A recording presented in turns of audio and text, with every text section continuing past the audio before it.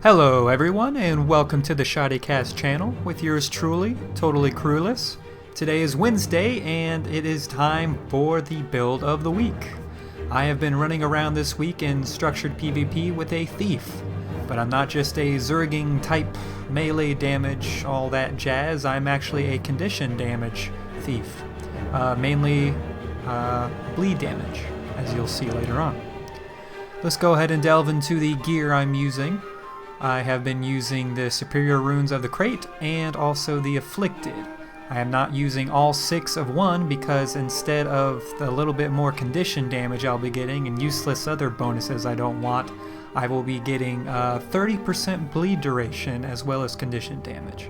So I lose some condition damage, but I'll be gaining a lot more bleed duration, which again, this is a bleed focused build. That is what I'm looking for. So, of course, the things I'll be wanting, the sigils I'll be wanting to put on my weapons will be my Superior Agony sigils, because that will be increasing my bleed duration again by another 10% on each weapon. So that should bring me up, if the percentages stack, which I believe they do, will bring it up to 50% more bleed, or the duration of the bleed will be 50% longer, which is awesome, of course. Alright, so let's go ahead and jump on into the traits. As you'll see, I have nothing in power or precision because again, this is not a weapon damaging build, this is a condition build. So I have a lot of points in Shadow Arts, which increases or makes your stealthing abilities more effective, as you'll see. My major traits, I have Infusion of Shadows, which will give me 2 initiative whenever I use a skill that stealths me, which I have 4 in this build. So that's 2 initiative per stealthing skill. Then I have my deception skills are reduced by 20%, which is Blinding Powder and Shadow Refuge, both stealthing abilities. And then I regain initiative faster whenever I'm in stealth, which is going to be quite often. Again, a great thing to have because that allows me to attack more often. Alright, and some of the minor ones is I use Blinding Powder whenever I reach 25% health. My stealths last 1 second longer, which is awesome. I love it. All my stealths are like 3 seconds now. And I gain Might for 15 seconds whenever I go into stealth, which again is going to be quite often. Alright, so going into acrobatics, I will be moving 33% faster while in stealth, and whenever I dodge, I remove Cripple and Weakness, which is just good for getting those CCs off you. And then I will also be gaining 2 seconds of swiftness whenever I evade, which is good for when I'm doing my Death Blossoms, and also just basic dodging around.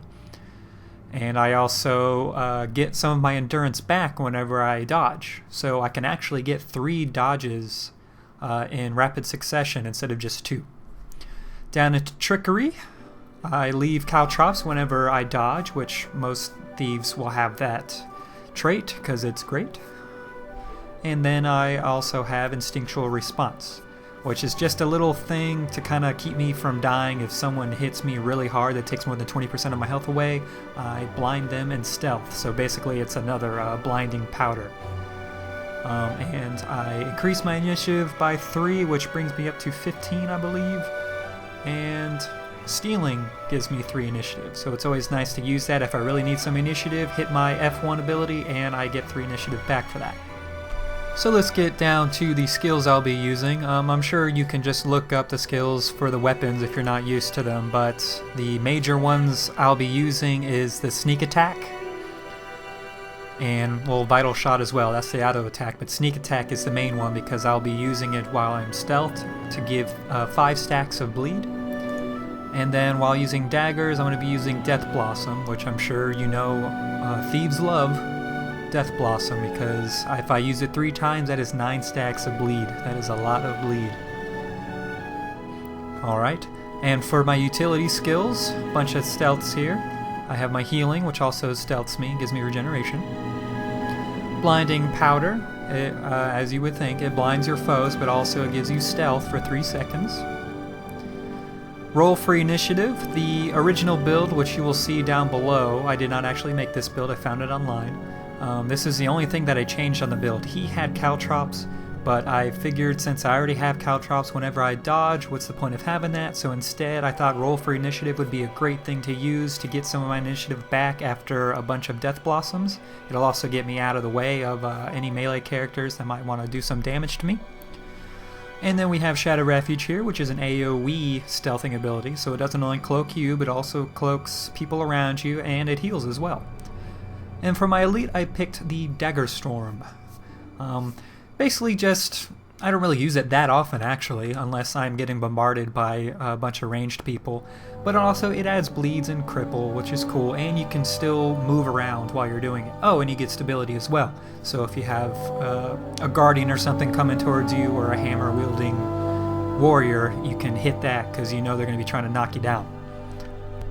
So for skill rotation, there is like an optimal rotation you'd like to do, but in actual PvP, you're probably more than likely not going to be able to get the full rotation down because things happen, people dodge, other people show up, and you have to change your strategy. But for optimal conditions, what you would want to do is run in with daggers, hit him with Death Blossom 3 times, then you'll want to roll for initiative to get out of there, hit your Shadow Refuge to put you in stealth, switch on over to your pistol dagger combo, hit them with 5 stacks of bleed, then start running towards them, continue to keep stacking your bleeds, and then just before you get to them, you want to hit Blinding Powder. That should hopefully blind them, and then you'll go stealth as well. And then you can switch back to your daggers, hit them with 3 more Death Blossoms, and if they're not dead by now, then you might be doing something wrong, or they just have a lot of condition removal and healing going on. So let's go ahead and see if we can use this example. Gonna run at this ranger. Of course he's not gonna attack right away, you know that, but for example, we're going to show how this thing works. 3 Death Blossoms, roll for initiative out of there, hit our AoE stealth, switching to pistol, hit him with more stacks of bleed, run up to him, gonna blind him, but he's already gonna die from the bleed. So you see, we didn't even have to do Death Blossom again, and here we are at full initiative, ready to attack anyone else that might have shown up. This poor guy is getting owned, but let's go on over to the thief here and see what's going on.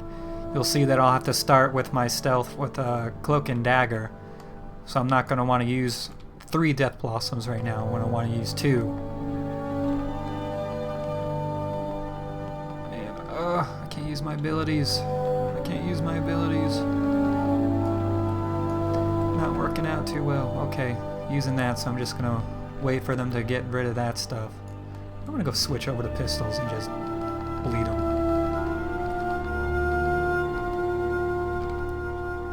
So you see, didn't work out as planned, but it still went down. And I still have my stealth ability, and I could still roll out if I needed more initiative. Let's go take this necromancer out, even with my low health. We'll see what happens. Or this person will attack. It's mine! It's my necromancer! Heal stealth, switching out. Shooting, Death Blossom. Initiative, more Death Blossoms. And rallied immediately, but whatever, it's down. Started out with low health, so that's not bad. But there you go, you see the basis for the build. You just want to stack those bleeds as much as you can with Death Blossom and your pistol, auto attack, and stealth as much as you can, but remember you have 3 seconds of stealth, so don't just waste that time, because as long as you're in stealth you're gaining initiative faster. You also have swiftness, so you can have more time. If you have your daggers in hand, you can get that backstab going on for that extra damage. Let's go ahead and take out this guardian just for shits and gigs. Go in here, hit him with some Death Blossoms. We're evading while we're doing this. I'm gonna go ahead and just change it up and blind him.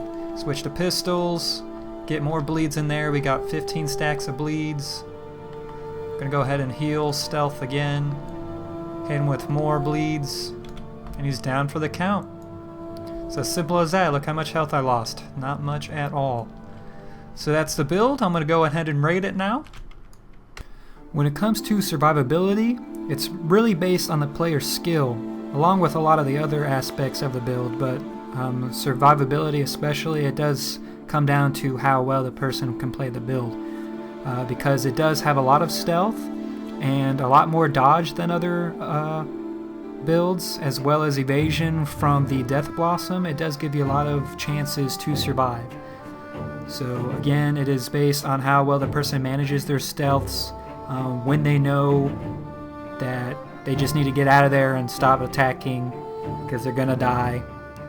And so yeah, again, it's really based on the person's skill, and therefore, based on how I've been playing it, it gets a 4. Now the great thing about this build is its mobility.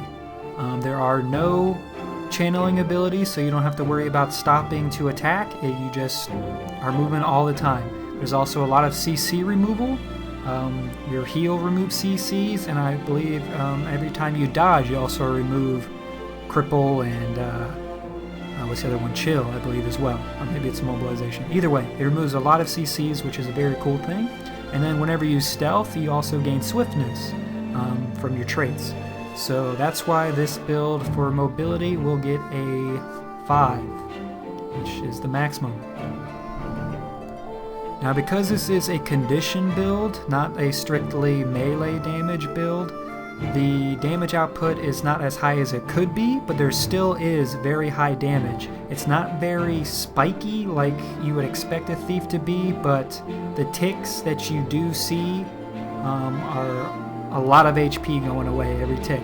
But you do have to wait for those ticks, so it's not as quick as a melee damage build.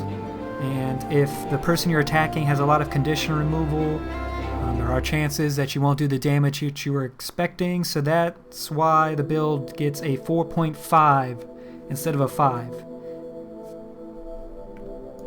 Now when it comes to ease of use, again, it really depends on the person who's playing it. A thief was a real different character for me to use. I'm not really used to just being up in people's faces, getting in and out. I'm more of just, if I'm going to be in someone's face, I'm staying there and I'm going to do as much damage as I can. But for this, it took a lot of time to really get into the mind of a thief. The concept of the build is simple. You stealth, you do your conditions, and then you get out of there, but it's very hard to master. It takes a lot of practice to get used to it. I know the first time I went in there, my damage was so-so, but I was also getting murked pretty easily. And so yeah, it takes some time to get used to, so for me, it gets a 3.5. That doesn't mean that for someone else that's used to this kind of class, they wouldn't rank it a little bit higher, but for me, 3.5 seems right. And for replay value, this is going to get a very high score because I found it just really fun to play. It was frustrating at first, I have to admit. It did take some time getting used to, but it was a lot of fun. I find it very hard for people to lock on to me, especially if I'm with a group of people. They will kind of lose track of me because I'm going in and out of stealth a lot, so I'll just show up, do my bleeds, and then go back into stealth and let my other party mates attack them, and then I'll pop back in when I'm ready to attack again. And then also there's a lot of damage, so I feel like I'm actually contributing to the team, taking out people when I feel it necessary. And yeah, it's just fun to practice and get good at it because the benefits of playing this build correctly is just really makes it worthwhile. So for that, the replay value is a 5 again. Alright, so for this build of the week, I am giving it a 4.4 total rating. That is a very good rating. Not sure, it might be actually higher than the previous week or the week before that. You know, it's definitely better than my Necro build, but it doesn't mean that my Necro build isn't my favorite, because it still is. But I'm definitely going to be keeping this build around. I'm going to use it on my main thief that I've been leveling here and there. But I definitely suggest that you play it because you will love it. It is very fun. But that's it for this build of the week. It's been TK for ShoddyCast. Please like and subscribe, and we will catch you later.